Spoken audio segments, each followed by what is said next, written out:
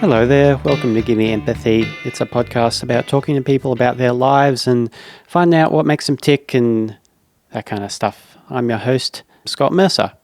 I had a busy weekend. I recorded 2 more episodes and organised to do another few over the next few weeks, which is good.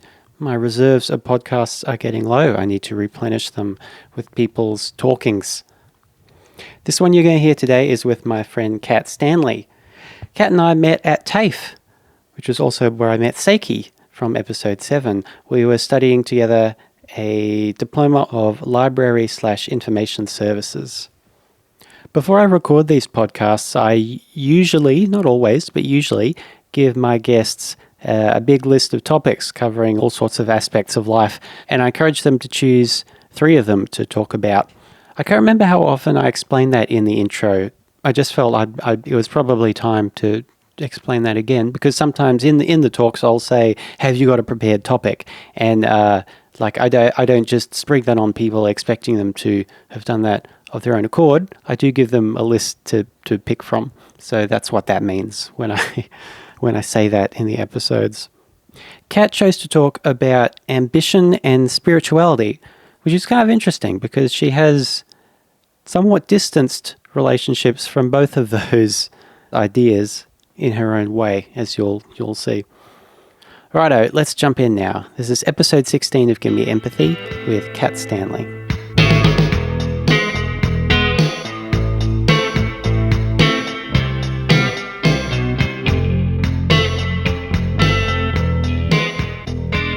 How long's it been since you moved now? So we moved in end of June.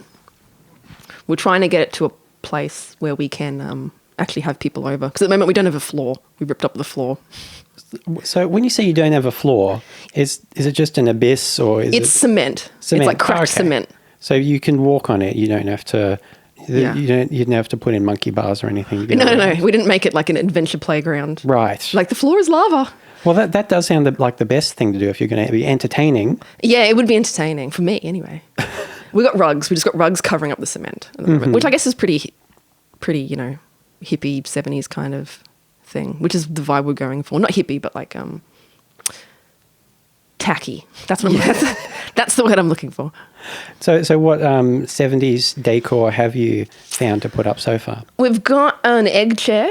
We got from Gumtree. Wow. So it's like a vinyl egg-shaped chair. Wow. And it's got a removable cushions that we're going to get reupholstered in the most awful velvet material that we found at Lincraft. It's got cranes on it, like the birds, and bamboo and shit. It's going to look really bad. That's amazing. Awesome. But yeah, there's things that we were going to have done by now, which aren't done by now. So we're just going to have to get people over and go, just don't look at the floor. When you go to the bathroom, turn the tap on, but don't look at it. Yeah. How was the move overall? Was it relatively painless? Like, I guess moving in winter's good in Queensland.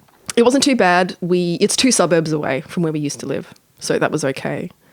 We hired a van, and it was the first time I'd ever been to the dump. Have you ever been to the tip? Yes, the dump? I have, yeah. It's weird. Yeah. It's really strange. You go in and it's like the big bulldozer thing constantly going backwards and forwards, and like a million ibises who don't give a shit about the noise or they're risking their lives just to get some sweet, sweet garbage juice.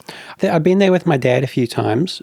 It's kind of like going to the urinal as a man, like just the world's biggest urinal, because there's just all these blokes there with their sons and like their youths just pushing their waste into a giant trough. And that's the thing. It really makes you realise how waste management of, Western civilization is actually integral to a functioning society. Proper waste management, you kind of go, holy shit, everyone produces waste. It's not just me. Yeah, and so much. Yeah, and what things people think are rubbish and it's okay to dump is always very odd too. And you can see there's a part of the tip where the tip workers have pulled out things that are in decent condition and they've got like little collections. Oh, we saw the creepiest clown painting, like a 1960s sad clown painting, which was really, really weird. Why did you save that? I don't know. Kat, how do you know me?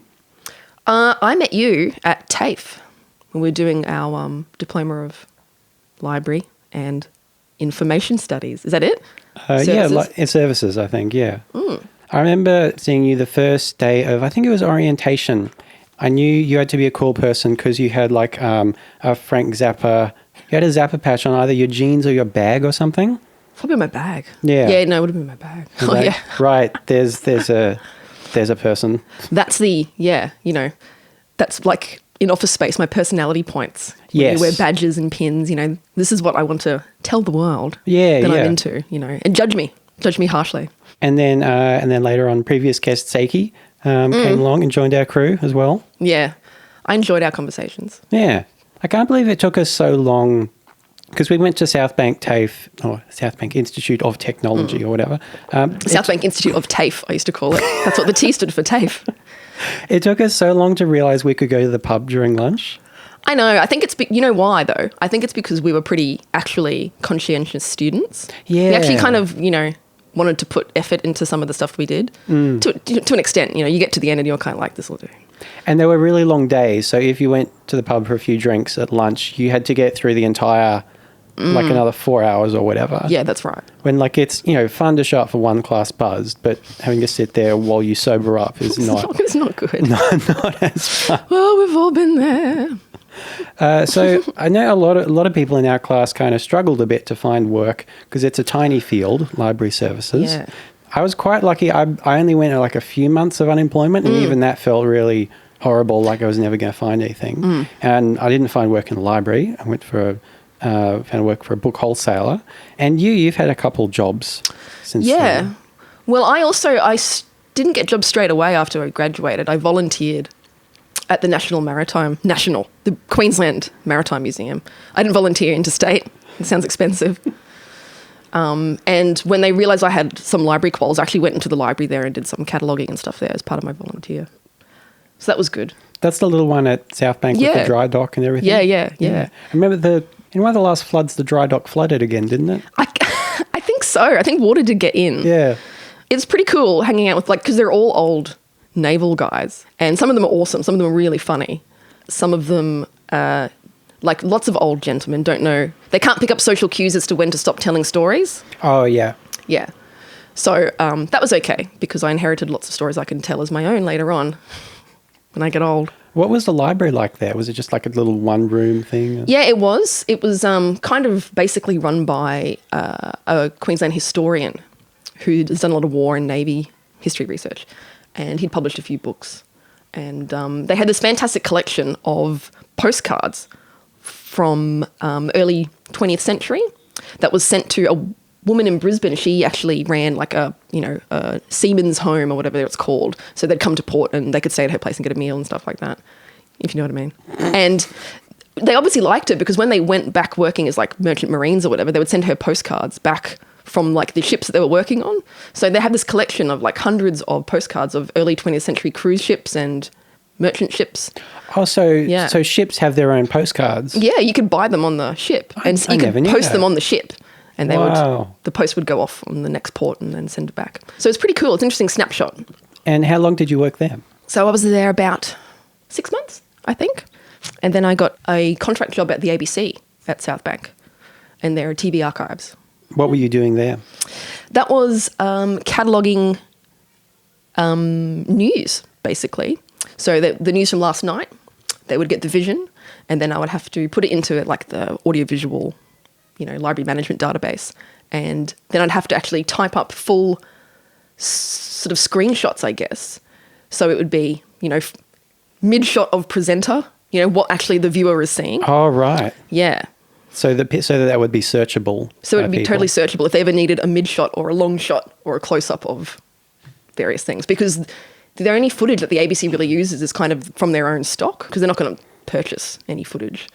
So we would get requests like, a journalist would go, I need like images of money, lots of money falling down or money being distributed. And we, if we didn't have it, we didn't have it. But that's so cool because you always wonder how they put those things together on the news because they'll be like, when they do a story on the news, it'll start with a voiceover and some stock images like that of like, money being counted or fat people from the waist down in the mall or something like that. And so you're the one who archives all those images. And researchers when they need it to look it up. So like if they're doing a current story on, say it was like the GFC or something and they just wanted some, allegorical footage of money being tipping down or distributed or whatever, you'd have to go, okay, what stories may have happened in the past? They may have gone to like the mint and filmed footage of money coming out of machines or whatever. That would be a fun job. I want to talk to the camera person whose job it is to go out and get stock footage. It's all cameramen, as far as I can tell. It's like whenever they're on an outside broadcast or wherever they're out filming something for a story,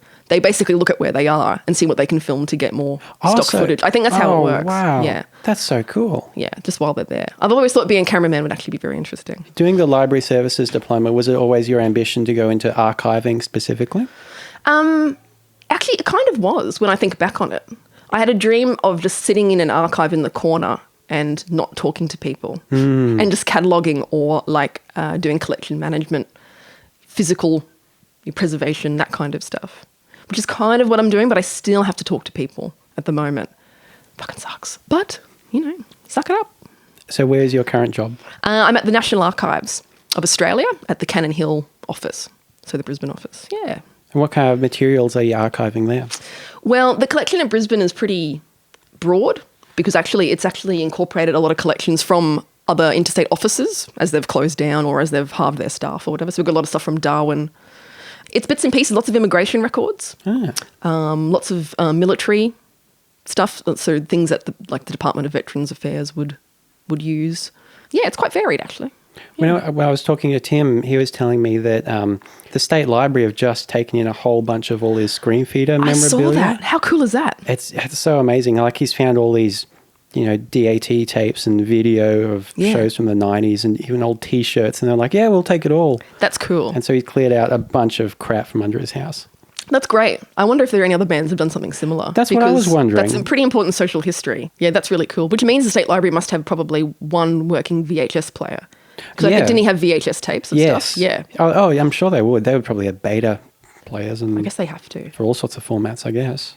Yes, it's important that if you have multi-formatted collection, that you have the technology to be able to play it. We did have a VHS player that was working, and it actually stopped working on the evening you guys came over to play Nightmare. Yeah. But luckily, someone had put up the full Nightmare video on YouTube, so we just used that instead. Yeah. So that Nightmare VHS tape was stuck in there. I think even the YouTube video still looked like it had been a transfer from VHS. Yeah. So it still had those funny artifacts. That's right.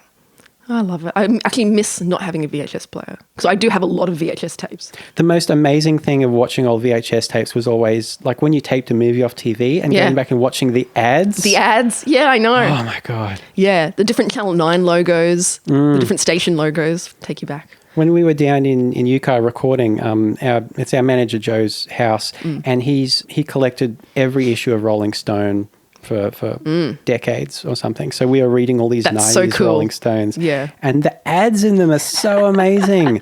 Like seeing the new Sega Mega Drive, only $700. Like, oh my God, Mom! Nintendo games, ads for Nintendo games used to be really racist. Really? You have stuff like Donkey Kong Country. Oh, There'll be like a gentleman from some sort of islander culture with like a bone through his nose. And see, you can't even say that was a simpler time. It's just pure ignorance, really. And God, that makes me angry. I've got a couple of old magazines from the 90s, from a magazine that doesn't even exist anymore, Select Mag, and that's great. And I can see where I've cut out pictures in perfect circles in order to make badges. So you have like a badge making machine. Yeah. Was that a music magazine, Select? It was a British one. And so it was all Britpop and early 90s to late 90s. So all these Damon Albarns are cut out of the... Jarvis Cocker faces. Yeah. Do you still have the badges? No, I wasn't very good at it, making it. They would last like for 2 wears and then they would fall apart. Oh, so you didn't like do that thing where they actually pushed like the plastic over? Yeah, it was that. Did. Yeah, but it was shitty plastic. I don't think it was very good quality. I loved it though. You want to talk about ambition. And I guess like... I don't really have a good idea of what you were doing before we met at TAFE. And by the time there were a few school leavers in our class at TAFE, but most were older than that. There were some quite mature age students and there was us in our late 20s at the time, I guess. And you felt like everyone had a story to end up in this dinky little TAFE class. Totally. Yeah, absolutely. So let's go back. When you were in high school, did you have an idea of what you wanted to do with your life? Not really, no. I knew what I was interested in and I kind of knew what I was good at, and I knew I wanted to go to university. because I didn't really like high school, but I thought university is kind of, the way it's structured would probably be more appealing than how high school is structured. But I had no idea really what I wanted to do. What were you good at in high school? English, religion, but religion's easy, to be honest. Go to Catholic school. There's one book. There's only one book you have to read, right? So social sciences, history, that kind of stuff. And people kept saying that I should do literature or English or something at uni. But I don't know, I had no idea. I wanted to be a comedian right up until I was about 12. Oh, wow. That was the only thing I can remember as a kid really wanting to be. And then when I realised it was more than just making your friends laugh, you actually had to work and write and, perform in front of people who didn't know you and potentially didn't like you. I was kind of that sounds hard. So did you go to uni? I did. I didn't graduate high school. I left high school at year 10. And then when I was 18, I went to TAFE and did adult tertiary prep, which is basically doing year 11 and 12 in one year, one go. What did you do after you left high school? I did about a year of year 11 long distance. There was a long distance school that you could do that with. So I did assignments and exams and stuff for about a year. So how come you left after grade 10? I had a bit of a breakdown, I reckon. I think it was. I wasn't really connecting with some people I had really good friends, but I was sort of putting distance between myself and them and school. I kind of felt like what I was being forced to learn wasn't really engaging and wasn't really important. So I had this idea that once I went to uni, I could really focus on stuff I was interested in and good in. Right. Which felt more like a good system rather than being forced to study and do assignments for things that I had no interest in and I didn't see as valuable. Was that just a rigid curriculum, or was part of it the fact that it was a Catholic school? No, the Catholic thing is really so soft and in the background, really. It was, I think it was just more, I knew exactly what I didn't want to learn. And there was so much extra of that, what I didn't want to learn at school, that I just couldn't be bothered with. And so I think it sort of filtered into my social groups as well, where I was putting distance between myself and friends, and I took a lot of fake sick days off. And I would just go to the art gallery in Brisbane and walk around for half the day and then come home. That's such a romantic thing. If I tried to do that, and that's the sort of thing I would have thought as a high school kid. Wow, that's so cool. That person's so out there. They must have this incredible internal thing going on. But if I tried to do that, I'd probably, go to the art gallery, go there for an hour and think I'm bored. I want to go back to school and play magic cards. I listened to a lot of music though. Right. While I had my headphones in all the time, for all the time I was out basically. So that was part of it, was just wanting to listen to a lot of music too. So when you got to uni, how did you find that? I enjoyed it. It was good. It was like I thought, much more focused on what I was kind of interested in. Where did you go? So I went to Griffith for the first part. I wanted to go to UQ to do archaeology, but I didn't get a high enough OP, or what is it? It's ranking when you're a mature student, it's called a ranking. So I went to Griffith. I was going to do a year at Griffith and then maybe go to UQ. What were you studying? Well, they offered a Bachelor of Arts philosophy. So I was doing philosophy at Griffith, but they eventually actually got rid of that major. But if you'd started doing it before this time, you could actually continue with it. But then they took away all the subjects to continue with it. So we couldn't actually. So it ended up being a major in cultural sociology or something really wet. I don't know. What is it? So I've met a lot of UQ philosophy students, and I know what that kind of person is like. What is that like at Griffith? Well, it's kind of hard to think back about that because a lot of us were. It was a mix again of young people and older people who were coming back to do it out of interest.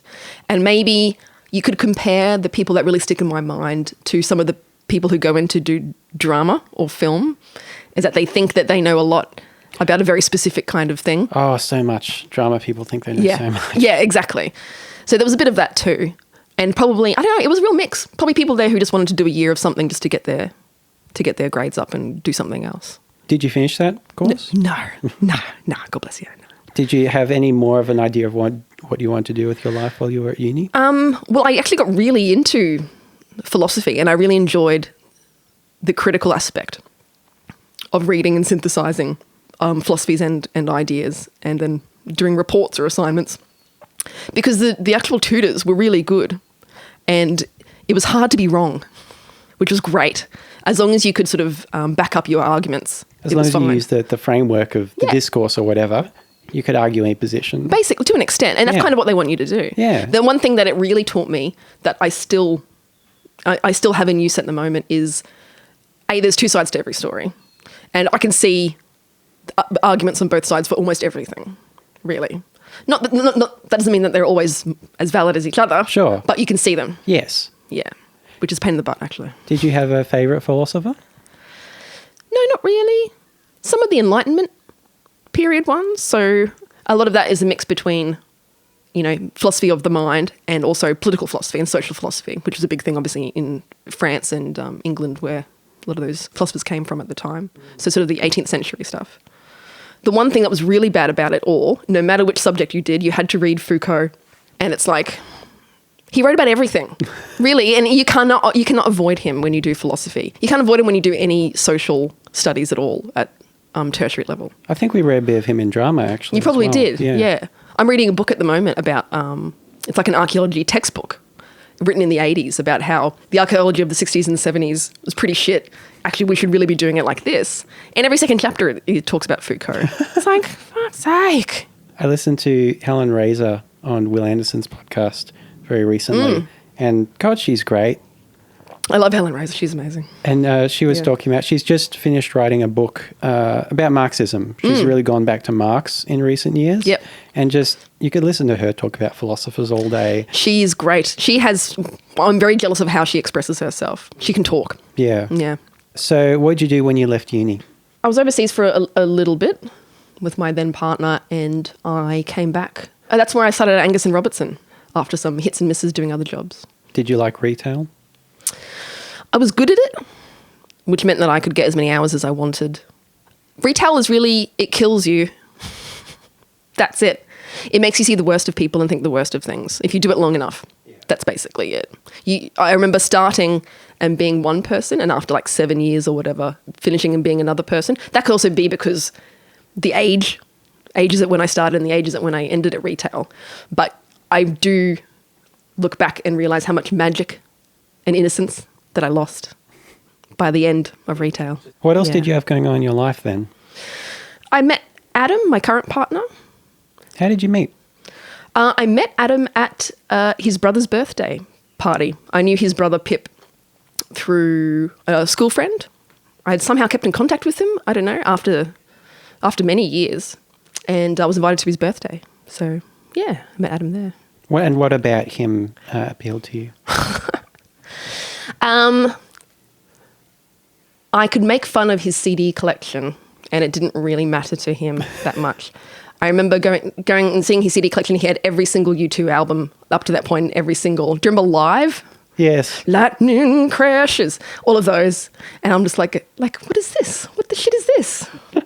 That was good. I know we had a lot of cultural and pop cultural touchstones that were really similar and also really kind of, we thought were pretty unique. Like we both grew up on Marx Brothers films and stuff like that. So when you go to your house and talk to both of you, you have very specific pop cultural things you're into, but you do seem to share them. And to what extent were you both independently interested in those things? To what extent did you kind of share things once you got together? I think as time goes, you do share things. It's inevitable. There's stuff that he likes, which I know I don't really like still, but it's very minor. It's the big things that we both love, that we both really love. And a lot of it was independent. What are some of those big things? Let's have a look. Probably funk music. We bonded over listening to Old School Johnny, Triple Z, this funk show, years and years ago. I remember early on he was keen to get me to teach him about heavy metal and how to get into heavy metal. And I'm like, I don't know. I had older brothers who were really into it, so I'd give you some big albums, I guess. That's why he has British Steel by Judas Priest in his CD collection. It's an anomaly, but it's there. So music was the big one, really. I mean, at the time that we met, we were both really into different types of books. He did a bit of creative writing at uni, so he had a lot of books that he was forced to read fiction. When most people go to uni and they're forced to read non-fiction. So, what, like, you mean the Western literary canon kind of stuff Yeah. she was forced to read? To an extent, yeah. And children's books and, young youth literature, because that was part of the subjects. And what were you reading at the time? I was reading a lot of non-fiction. I still do read a lot of non-fiction. I'm very specific about my fiction at the moment. I was reading a lot of American bizarro stuff as well from the 90s. There's a great author called Mark Lehner, Leyner, who writes these very kind of stream of consciousness, funny as heck. I don't know how to describe it. Kind of just crazy Americana cyberpunk, but not like. Anyway, he is great. It's very, very weird. It's almost poems. It's almost poetry, really. Speaking of books and weird pop cultural things you're into, I saw something at an op shop a while ago, and I knew would make a very good present for you. And I didn't know when would be the next party, so I thought I would give it to you now. Oh my God. I hope you enjoy it. It's wrapped up in my flannel. Oh. Do I get the flanny? No. No. Sorry. I just forgot to wrap it. Not upset about it or anything. Oh my God, what is this? Oh my God. This is a book called Country Music Hair. And there are pictures, obviously. It's mostly pictorial. I was thinking that quote, the higher the hair, the closer to God. I was thinking that today while I was zhuzhing my hair. Is that a Dolly quote? I have no idea. I don't know. I just saw it on like a humorous magnet once. That's awesome. Oh my God. So it's filled with Yes. country music star hair throughout the ages. Yes. Which is your favourite period? Oh, It's hard because you get... hard. Probably 60s or 70s, I reckon. Pre-mullet. Yeah, before it got like outrageously Marge Mullety. Simpson big. And Yes, yeah. That's great. Have you seen that photo of Steve Martin with a beard? beard. No, So I Steve don't Martin think so. in the 70s, and he's got like a banjo strapped around him. He looks like Chris Christopherson. I'm not shitting you. He looks exactly like Chris Christopherson. I have no idea why he grew the beard, but it's amazing. This is so cool. Thanks, dude. This is amazing. No worries. Look at Buck Owens. Whoa, that is a haircut you can set your watch Yes, to. exactly. He looks like he came straight out of the service and put on that corduroy jacket. That's so great. Thank you so much. No worries. So, because I know kind of kitsch country stuff is another thing you're into. As a gift, you brought me today a Porter Wagoner album. I did. Yes, The Carroll County Accident, which is, I know it's a great title, isn't it? He's a storyteller. All his best songs are stories. All of his albums look like they would be on that Spicks and Specs segment where they blank out one word of the album title and have to guess. He has got a good one called The Bottom of the Bottle, where it's a close-up of him holding up like a wine bottle. And they've like, I guess, whatever early Photoshop is, pre-Photoshop, whatever the term is. We use that term so much now. He's inside the bottle. He's at the bottom of the bottle. A lot of that stuff. He's got Skid Row Joe, which is him dressed as a bum, sitting on a stoop. It was really good. So when did you decide that you wanted to go into librarianship and archiving? It was when I was working at Angus and Robertson. Adam's brother Pip had actually started to do further studies. He was doing his master's in the library management. I'm not sure. He had done a degree in something else, but that was his focus. And I was kind of like, that's kind of interesting. And I was talking to someone at work about it who was thinking of actually doing the South Bank diploma that we ended up doing. But she moved into state and did the version of it that's in the New South Wales TAFE. So that was kind of it. I decided that I was getting too old to do retail. They weren't going to hire, a 20-year-old that a 19-year-old could do the same job. So You would either have to leave or go into management, I guess. yeah, basically, yeah. I'd been there long enough that, managers quit and you become managers by the fact that you were there for the longest. Yeah, it was a bit sort of that. Yeah, and Angus and Robertson went into receivership anyway. And I quit just before that happened. But what was good is that before the last day, my ex-boss rang up and said, look, Kat, every single book is going for $1. So if you come in now and put all the books that you want on the side, you can come back in when they're all $1 and you can buy them. Oh, wow. I got a lot of books. Everyone got books for Christmas that year. So you figured you liked the working with books bit, just not the constantly dealing with customers. And the publishing aspect as well. And, the whole the system before it gets to the bookstore was interesting to me too. Not that I wanted to go into publishing and editing and that, because that's a nightmare job apparently to do. And also talk about another job that is another industry that's impossible to get jobs in. Publishing and editing is like ridiculous. And that with Adam's brother doing the course as well, it kind of, made me decide, all right, I'm going to seek this out and I'm going to really try and do it. Before we started, one of the topics you said you wanted to talk about was ambition. Do you think you are an ambitious person? No. No, I don't think so at all. I think in my scenario, ambition was something that was kind of assumed that I was going to have or would have. I was good at school in general. I could do most anything that I put my hand to. You're a smart person. Well, that's the thing. I think people had expectations. I don't know. This is all coming from my end. Anyone else who was with me growing up would probably go, we didn't care. We weren't thinking about you at all. I'm talking about ego. But it's funny when you get into an industry like the one I'm in, so information management, that kind of stuff. Any industry that's professional, there is this real focus on professional development and, get in there, network. And lifelong learning. But that's okay. Look, that kind of stuff is fine. But I have no, ambition to be the top of my industry, whereas probably there are people out there who probably do have that focus. So where do you want to go with your job? Or are you happy doing the job you're in, like the rest of your life? Probably not the rest of my life, no. So maybe ambition could be seen to mean ending up where I want to end up, like having goals. I guess we say ambition, we kind of mean rising in your industry, when I could just mean fulfilling my goals. I guess. Yeah. So what are your goals? Well, my interest, if I'm going to continue with what I'm doing, is audiovisual archiving and preservation, that kind of stuff. I'll be doing a couple of subjects. I'm currently studying as well. I'll be doing a couple of subjects with that focus in the next couple of years. Yeah, all that's down south though. Most of those courses and most of the collection in Australia, it's all Sydney and Canberra. So, are you able to do that via correspondence or whatever, or are you going to have to move down there for a while? Well, for a couple of the subjects, I can do it distance, the ones that are part of my current study. But for like real specialist preservation, you need to work in a lab basically, and a lot of that stuff is down south. And some of the courses that are more specialist, I think the National Film and Sound Archives do stuff as well, and obviously that's in New South Wales too. I really want to work at Rage. That's what I really wanted to do for ages, in their video department. I did see an ad for that job that came up. Oh, did you apply for it? No, because it was like 24 hours until it closed. Oh. So I would be putting in the shittest application. I've never seen it again. Apparently the room they record all their guests in with the couch is really tiny. Oh, really? Yeah. And because Ash and Ange went down and did it. That's right. For Go-Go Fish. I remember, I don't know why I didn't do that, because I had the opportunity to do it. I think it was because we would have to fly down to Sydney. It might have been like on a Monday or something. Yeah, Mondays. I probably just had work.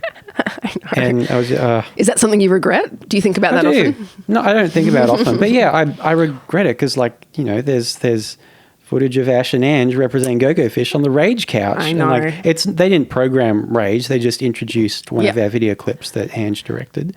But I'd say I regret that.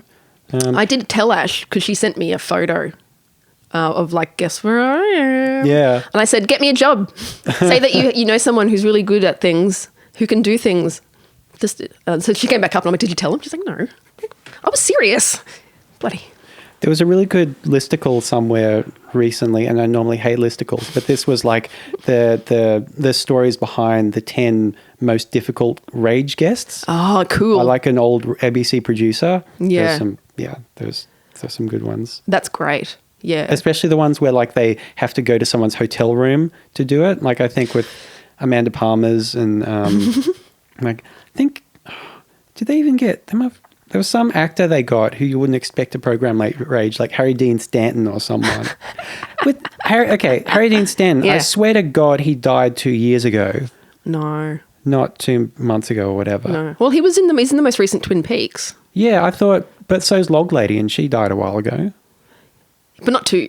Oh yeah, that's a good point.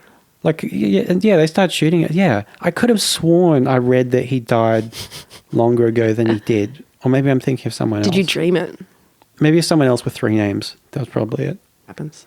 So if you're not ambitious in the way that you want to rise to the top of any area, like how does that mean there's not a lot of, I'm struggling to understand, I'm trying to empathize with this, Cat, because like I'm not ambitious career-wise and I am happy to do it as a subsistence thing. But I'd say I'm very ambitious creatively, even though I know I'm not going to.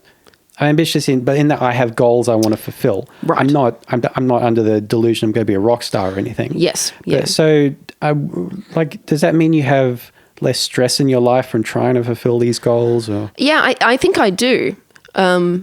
because where it's more personal goal oriented rather than external, career oriented. You can change your own goalposts as well. And so your goals can alter depending on your experience and opportunities that come along, which is quite good, rather than writing something down and saying this is my ultimate goal and then spending 12 years getting there. Yeah, I've made a lot of decisions in my life based around reducing stress, and some of it is career related, some of it's just personal life related as well. Yeah, that's a big thing for me, trying to reduce stress. That's probably a smart way of making decisions. Thinking, is how much stress is this going to cause me? Could I make it easier? Yeah, I know. I mean, I know myself in stressful situations, and I'm not great. I'm better now than I used to be, but I think where I am now is because I have actually made, objective decisions regarding the stress levels of the outcome. That just comes from looking at people around me as well. Right. Observing what other people have done and learning that looks like a really stressful thing to do. Why would you do that? Did besides being a comedian when you were little, did you ever have any creative ambitions? I was good at writing, good with words. I never wanted to be particularly a writer, though. I sort of romanticized being a poet when I was really little. I thought the concept of the poet was really cool. Someone who could just get paid to rhyme words, that was pretty good, because that's what poetry is, right? It's just rhyming. But yeah, I never really, had a goal of being published or going into a particular area with writing. I just knew I was good with words. You were going to put together a zine at one stage. What happened to that? Oh, yeah. And, I have way more stuff for that zine that you never saw. Oh. Yeah, and I've still got it. Yeah, maybe I should do that again, because I still have all that content. I think all the George W. Bush jokes still resonate with society, don't you think? Maybe I have to update it a little bit. I remember I submitted a couple of things. I was going to do a horoscope. Yeah, they were great. That was really fun. That's good. Yeah. I was just going to leave them on trains and buses and stuff. Yeah. Yeah. I don't know. I got a bit more money now. I could probably justify some printing costs. Maybe I'll dig all that crap up. And there's a really good zine scene in Brisbane. There's like the zine fair that happens. That's you see right. them at record stores and comic book shops and that. That's exactly right.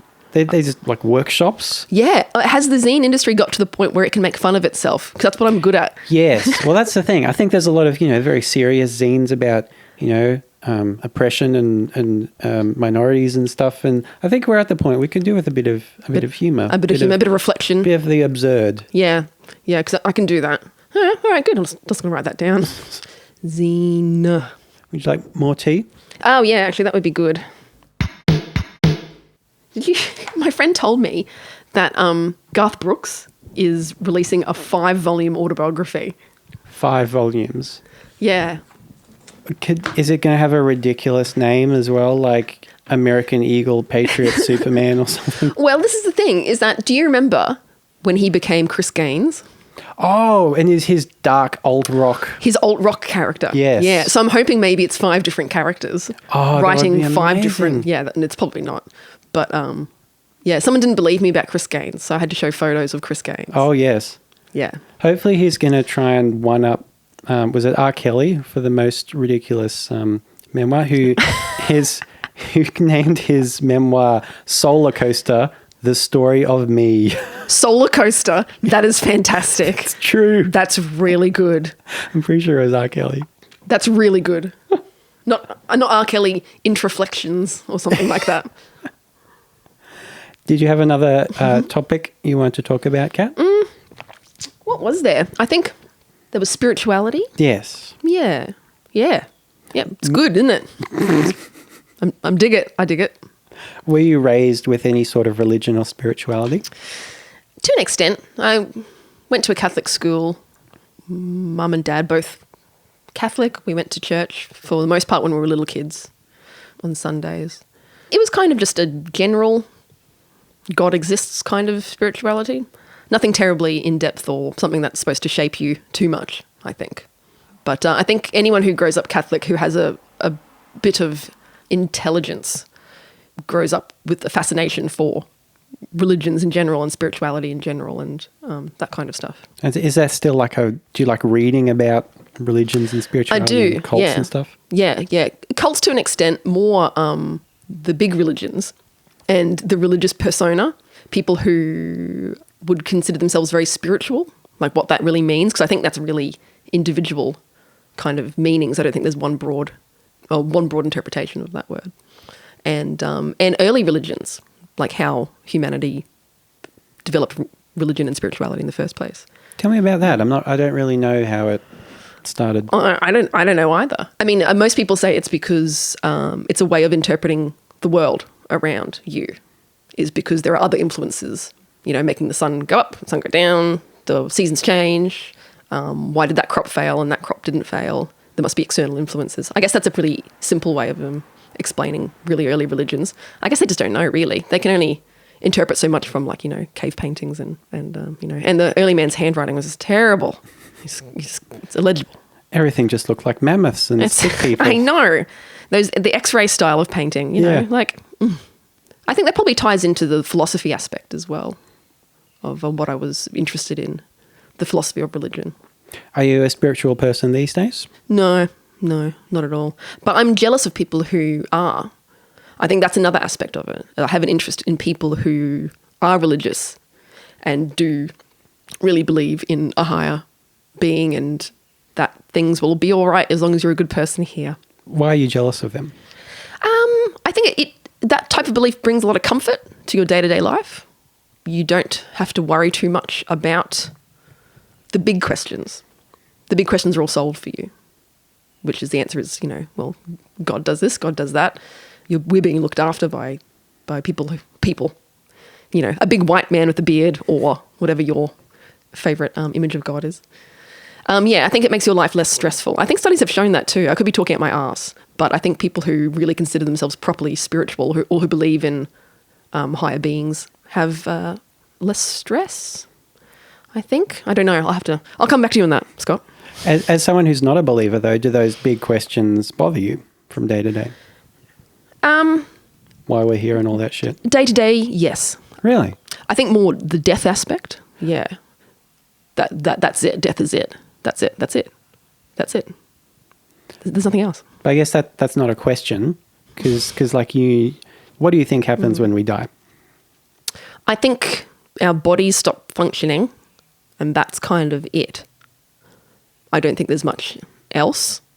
The brain does very, very interesting things when the body is close to death. And a lot of that has been interpreted as, visions of the afterlife or that kind of thing. But that's me just talking as my pop science, my armchair scientist. Yeah, I don't think that a lot happens at all. If you think you know what happens, how is that a thing that bothers you? Well, the argument is often that you shouldn't be scared of death because we don't know what death is. So it's irrational to be scared of something that you don't know. So I actually feel like I know, well, it can't be definitive, but I have my belief of what it is. So therefore, and it's scary. Because that's it, man. That's it. It's the end. I'm never going to read all the books that ever were printed, unless I start now. I guess I could start now. I'll be back. I've got some books to read. What would you do if you could live forever? How would you change your life tomorrow if you were invulnerable and invincible and you were never going to die? How would I change my life tomorrow? Mm-hmm. You still need money, so I'll still go to work. I've actually thought about how I would live forever because do I age or am I not aging? No, you never age. So, okay, that's cool. So I think you would have to move from place to place after how many decades in one place so people wouldn't catch on. I think it's going to become more difficult just technologically to change identities. Yeah, possibly. Yeah. Like it'd be easier for the vampires of old because you can just move to another continent and... Yeah, you need the money, I think. Yeah. I think you would have to spend your early times making enough money that you wouldn't have to work or deal with people a lot in the later times, I think. You'd need to work a fair bit immediately and invest it well. Yes. And then you want to get to a point where it would generate income forever. Yeah. And just take from that through a series of shell companies or whatever. That's it. You figured it out. That's it. I have thought about this. Because people do say, it'd be terrible to live forever, to see all your friends and family die and you get bored. You get so bored, surely. And it would be sad, obviously, to see the people that you care about disappear. But I think you would get over it. Oh, that's terrible. It's true, though. The thing I might worry most about was the effect it would have on your memory. And that would depend a lot on the on whatever magic is keeping you alive. Because as we get older, like the time span of what we remember like condenses or whatever. So, which is why time seems to go quicker as we get older, because there's more to remember, I think. So like, which is why when you're in your 70s and 80s or whatever, it seems like just yesterday you're in your 40s and you can't remember so much stuff. So if you live for 500 years, I'm wondering if you would just go insane. Well, this is the thing. Are you aging? If you're not actually aging, if your cells and everything aren't aging, whether that has the same effect. You know what I mean? Or, if you do go crazy, which I think is a potential thing to happen, then it doesn't matter. I'm assuming living forever, being sane and mentally healthy.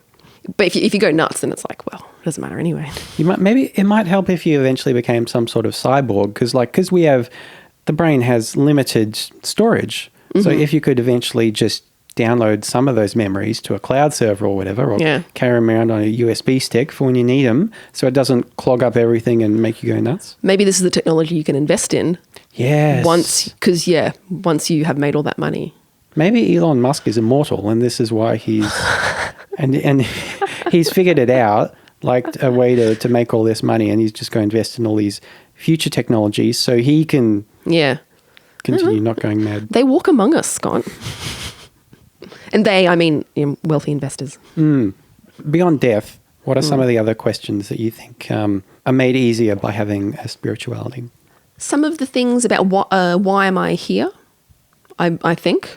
The concept that your life has a purpose from birth, and that you just got to be a good person, or you have to, it's either like, be a good person or raise money for the church, whichever church it is that you're spiritually part of. That kind of thing. You can wake up in the morning knowing that you're not wasting your life. Oh, there's an insight. I don't actually think that. It's okay. What do you think your purpose is? I don't think I have a purpose. If you choose one for yourself. Not saying that it has to be ordained by a thing. I think my purpose is to try and not make other people's life hard. Try and make other people's time here on earth as not necessarily happy, but just smooth. Don't interrupt anyone else's flow to an extent. Sometimes you're going to have to. And that's one thing that religion is bad at, as we all know. Not leaving other people alone. Well, the organised ones. Other ones, like Wicca's good for that, right? The witches read, if it harms no one, do it, or whatever. Or the do what thou wilt. Oh, no, that's Aleister Crowley. I was about to say, do what thou wilt shall be the whole of the law. That's not exactly the Wiccan pagan thing. That's very much Aleister Crowley. Would you consider joining a religion if it was like that? If it was one of those kind of pagan ones that's all about, I guess, the religious equivalent of the libertarians? Yeah. I guess it's kind of, with things like some of the nature-based semi-religions or paganisms or whatever, there's that level of, I actually believe this shit.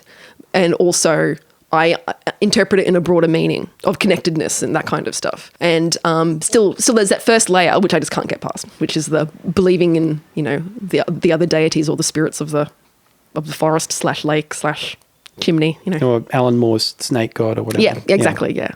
Oh, God, I'd love to be Alan Moore. There's a guy who has his own view of the world, and he's very certain about it. But do you think he honestly believes in the snake god? I think he did a lot of acid. So I think that literal and interpretive is very pliable for some people who have had some of those drug experiences.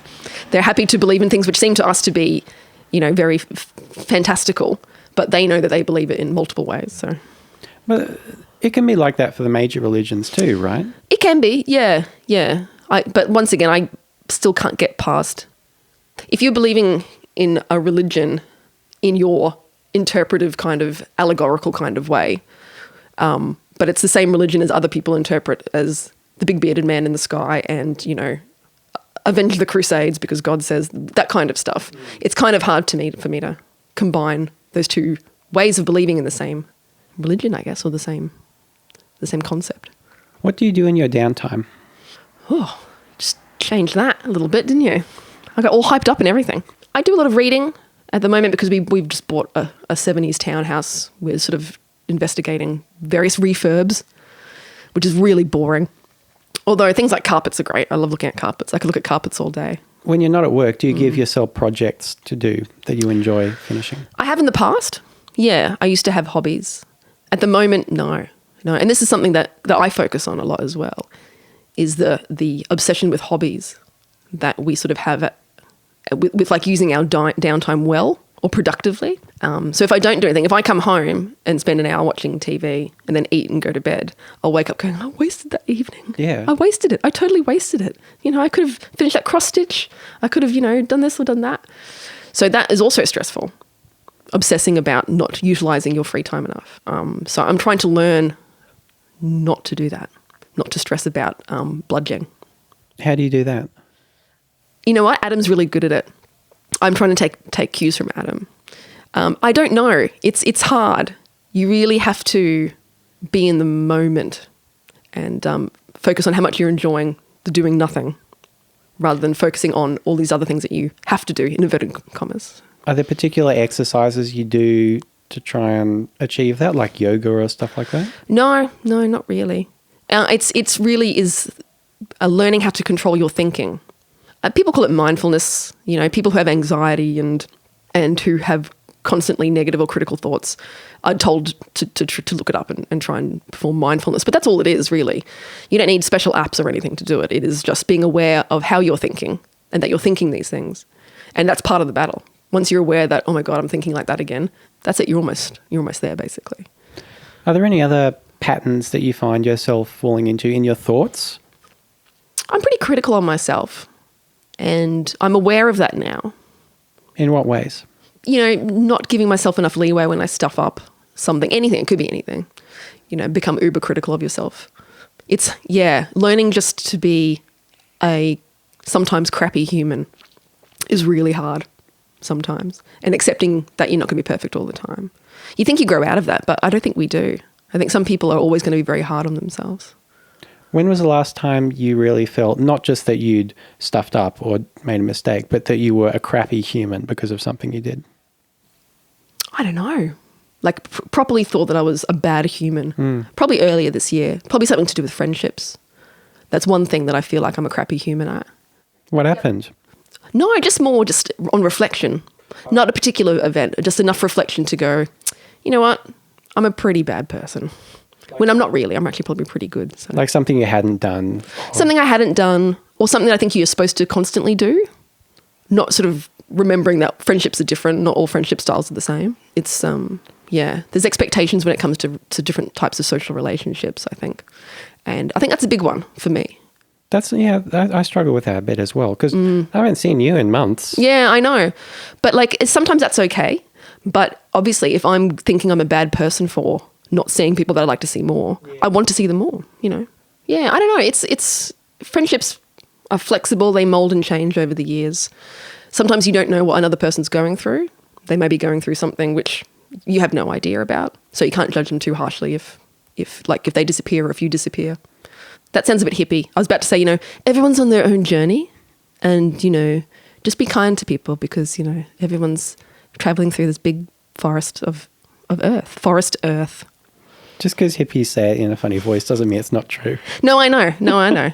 Absolutely. It's like putting on the American South accent when you say something bigoted. Yeah. It's like you're being offensive to all of those poor people who have those accents who probably aren't bigoted. Or even just derpy voice to repeat totally. an argument you happen to disagree with. I hate when people do that. Yeah. Who does Are you 12? God, really? Okay, so I've got a few general questions. I'm trying a new kind of speed round that's not really that speedy at the end thing. Shit. What do you spend money on, Kat? That's like an indulgence. Music. Yeah? Like you have a big vinyl library. It's getting there. It's getting big. Yeah. That's the thing that I will think is an indulgence if I spend, say I buy a record that's $30. I'll be like, oh my God. Okay, next 2 weeks I cannot buy any more music. They're getting so expensive too. Like I remember when the price of consumer electronics kind of plummeted in the 2000s and suddenly, CDs were $15 and $20 or something. And it was like a golden age. Now like a new record is $40 again. Yeah, I know. And that's the thing. I don't really buy a lot of new release stuff on vinyl. Okay. It's mainly older stuff. There are a couple of artists that I do buy their new releases on vinyl. But it's just if it's not recorded for vinyl, then the sound, I'm just iffy about the sound, the quality of the production. Because obviously recording for vinyl and recording for digital will be quite different approaches to recording. So it depends on whether the artist has actually put that effort in to record it for the like analog listening or not. So that's why I kind of avoid it's like a merchandise trap as well. Your favorite band releases old albums or for CD, made for CD on vinyl. And you're like, well, I got to get it. My Bloody Valentine just announced a remastered 180 gram vinyl release of Loveless and one of the other ones. Yeah. Yeah, mine was the Super Furry Animals. They re-released their first album on vinyl, and that was recorded for CD. I'm like, it's their first album. I'm a huge fan. I'm just going to get it, Then it's like, now suddenly they've released their second album. Re-released the second album on vinyl. I'm like, it's my favorite one of theirs. Well, now I got to get it. How many albums do they have? Like 9 or 10 or something. It's not going to. No, I'm not going to. It's a slippery slope. It is a slippery slope. I'm not going to. Those two I can justify maybe. Do you have much jazz on vinyl? I have a little bit. Adam has more. It's mainly classic kind of stuff like Miles Davis and Sun Ra and stuff like that. I really need some jazz on vinyl to put on because like sometimes if it's Sunday morning, I'll put on like the jazz show on Triple Z, which is just fantastic. Love that show. But then sometimes I want to hear jazz around the house and it's not Sunday morning. And like what do I do? I know very little about jazz, but I know the style that I want, and it's the style of jazz that was in like the SimCity games in the late 90s. So what is that like? Is that like I don't know what kind of like called. finger? Yeah, it's like swinging kind of jazz. It's kind of boppier than that, but it's not like really Miles Davis. I know Miles Davis. I can't describe it. I'll have to play some of it for you because it's so cool. It's like that. Do you know the person who composed that music? I looked up the composer recently. I can't remember his name right now because like I looked him up and he did the music for a bunch of those Sims games, like from like even the obscure ones like Simcopter and Streets of SimCity. That's cool. But then he did like SimCity 3000 and SimCity 4 and The Sims. He did all the Sims games. Well. And he's just like this gun for hire dude from California, and he has his own studio and like a Mark Mothersbaugh type. Yes, exactly. Yeah, and like he still has his website. He hasn't updated since like 2007. Up, cool. Where it tells like the all the gear he's got in the studio, and there's like this Flash animation you need to download a special thing for because it's not included in fantastic browsers anymore. Yeah, cool, excellent, good. What are you afraid of, Kat? Well, death. I've said that before, but not in a way that it stops me from doing things. So that's a caveat I should put on that. I used to be terribly afraid of what other people thought of me in a way that would incapacitate me. Not anymore. I've sort of been able to overcome that. That's not like a deadly fear. That's not like, Oh, I do have one.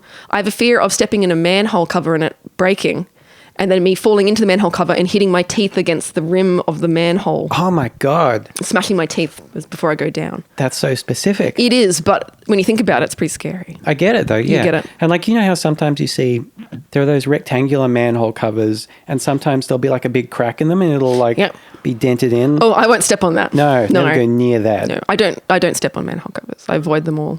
I have a few specific fears like that. Like I have a fear of dropping a kitchen knife and it landing on my foot. Well, I mean, we could like, do you focus on that though? Because I could say I have a fear of like, being hit by a child on a bicycle whilst crossing the road. But that's very. But I think about that like nearly every time I go in the kitchen when I'm barefoot. Yeah. Like I don't think of any like Final Destination shit, like dropping a knife and it bouncing up and hitting me in the eye. Yeah, in the that kitchen. kind of stuff. Yeah.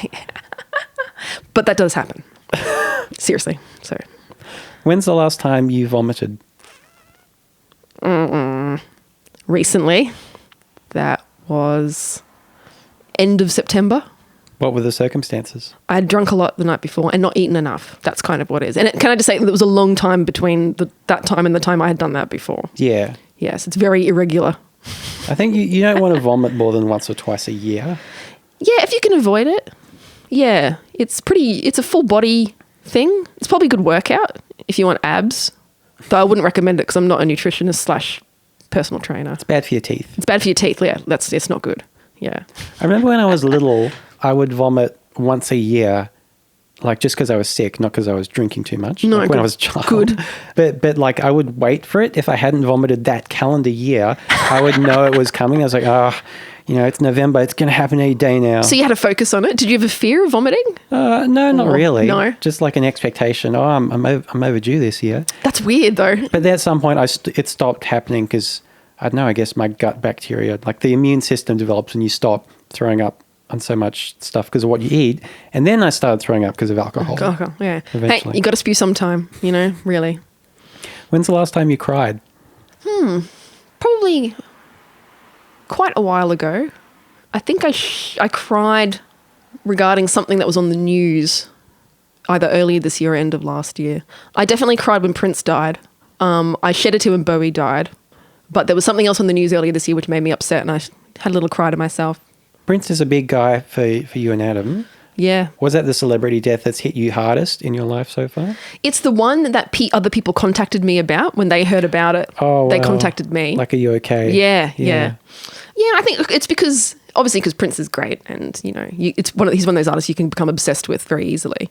But also, I have a lot of memories tied to certain songs, and sort of my history with Prince is related to sort of friendships and relationships. So I think a lot of people have musicians like that in their lives. So that's kind of why it was a bit more emotional, I think, too. What are some of those memories with specific songs? Specific songs. I don't know. Kind of like driving around in a car, listening to a cassette of the Controversy album and making up our own lyrics.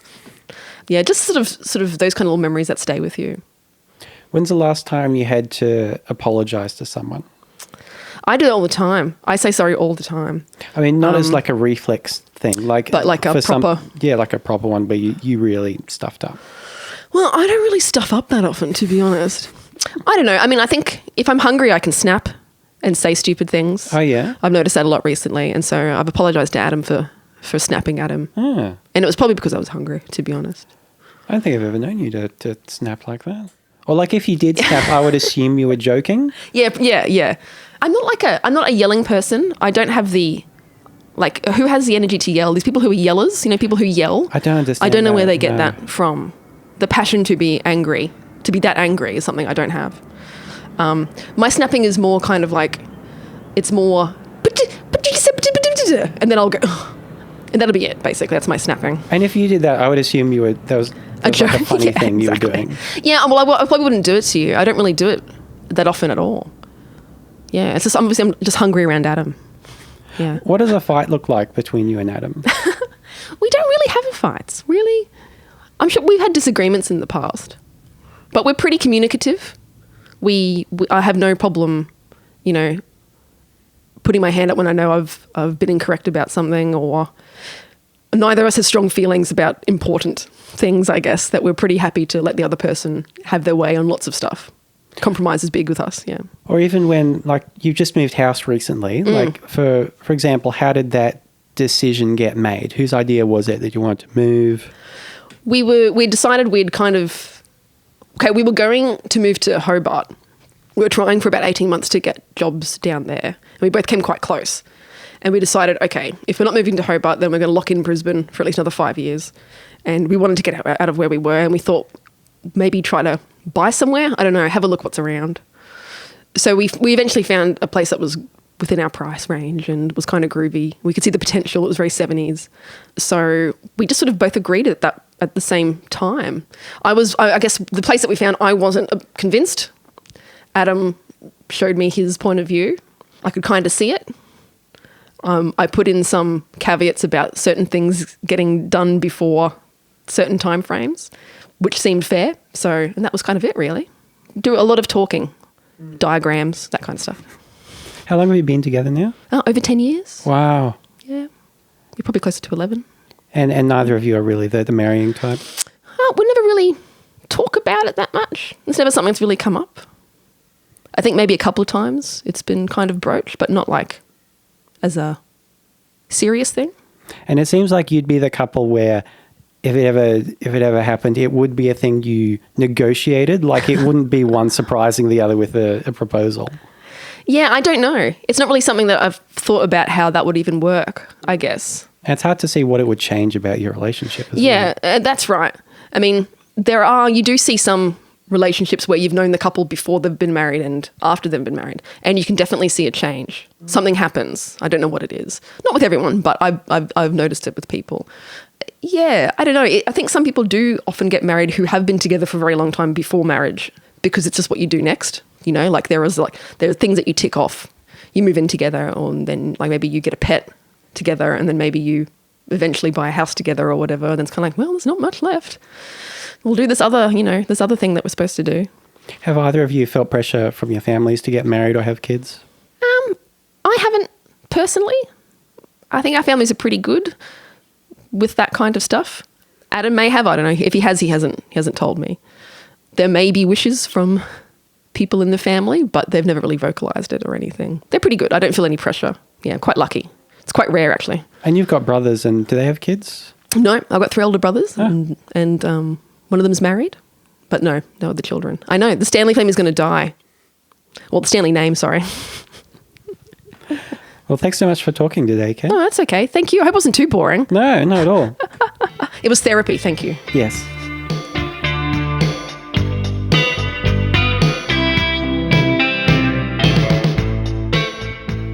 Quite a few corrections and additional details to get through this week. Strap in.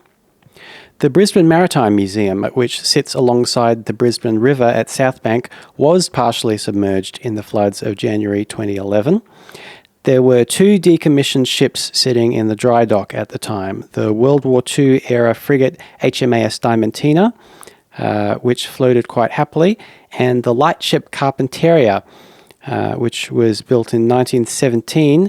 It rolled 45 degrees and sank. You can actually watch footage of the Carpentaria sinking on YouTube. The Carpentaria has since been repaired and sits in the dry dock once more. Dolly Parton did not come up with the quote, "The higher the hair, the closer to God," but she has said it a few times. No one seems to know exactly where the phrase comes from, but it is associated with the American Southwest. The article about Rage I was telling Kat about was Behind the Scenes Stories About the Craziest Rage Guest Presenters by Jules Lefebvre, published on Junkie.com. Rage producer Tyson Coe tells stories about musicians including Courtney Love, Lemmy, Marilyn Manson, Cyndi Lauper, and Amanda Palmer, and they've even linked a bunch of the footage from YouTube into the article. R. Kelly's autobiography was titled Solar Coaster, The Diary of Me, not The Story of Me, as I said. Cat's suggestion, Intraflections, would also have been a great title. Multiple studies do indeed suggest that people who are religious are less likely to experience anxiety, depression, and mental exhaustion. There's a whole bunch of studies if you want to look that up.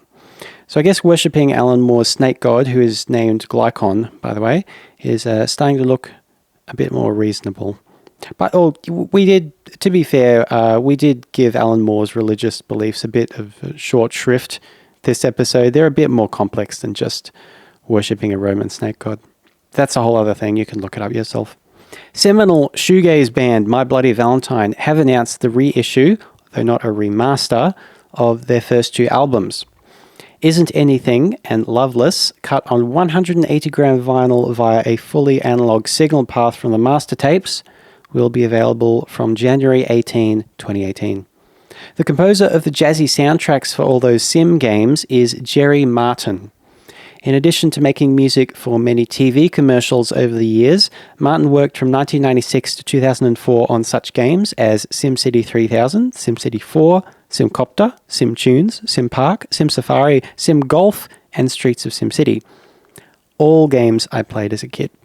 Kat has since told me that the subgenre of jazz I'm thinking of is probably West Coast jazz in the style of the 1950s to mid-60s. I have just realized that doing all these corrections sounds like the most bizarre news bulletin in the world. Someone should probably cut all of them out and make a supercut of them and make its own podcast just of that. And I'll just sound like an absolute raving lunatic. So if you're up for that task, you have my permission to do that. Thank you so much for listening to this episode. You can catch me on Community Radio 4ZZZ if you're in Brisbane every Saturday 2 to 4, 102.1 FM, and it streams online at 4zzzfm.org.au. I'm playing a gig this Sunday. Play bass for Wheel 1-2. We're playing at the Brisbane Powerhouse. Come on down for about 4. It's free. I'm on Twitter at ScottMercer2. Like us on Facebook. Comment on things. Email gimmeempathypodcast@gmail.com. Till next week, stay flammable. Why would you stay flammable? You should take steps to not become flammable.